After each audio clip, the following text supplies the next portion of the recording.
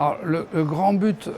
actuel des objets connectés, c'est quand même la détection de la fibrillation auriculaire, qui est le trouble du rythme le plus fréquent et qui est responsable d'un AVC sur 3, en gros. Et donc, bien évidemment, c'est pas facile de détecter la fibrillation auriculaire à l'échelle d'une population parce qu'elle peut être asymptomatique, parce qu'elle peut être associée à des symptômes qui ne sont pas forcément des symptômes thoraciques et qui peuvent être par exemple des vertiges ou des malaises, et que donc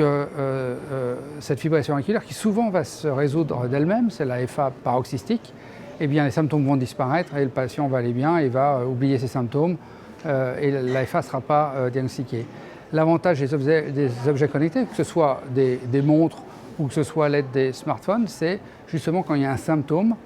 il y a un événement, le patient peut enregistrer en général un monopiste d'électrocardiogramme et ça suffit pour détecter la fibrillation auriculaire. Et les algorithmes sont relativement bons, ça dépend des systèmes, pour dire ah oui, il y a une probabilité que ce soit une fibrillation auriculaire, allez faire un électrocardiogramme, un vrai. La deuxième chose qu'on a maintenant aussi à disposition, c'est ces t-shirts connectés ou ces gilets connectés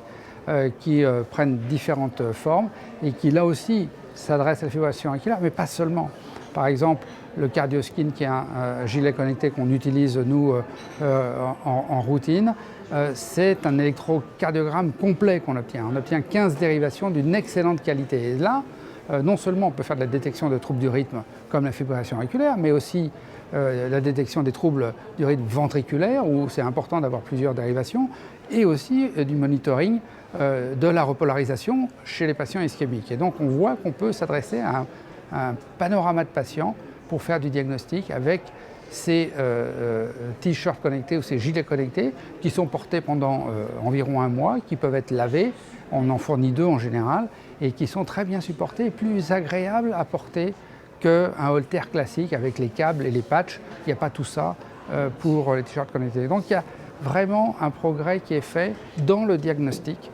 d'un certain nombre de troubles cardiaques avec ces objets connectés.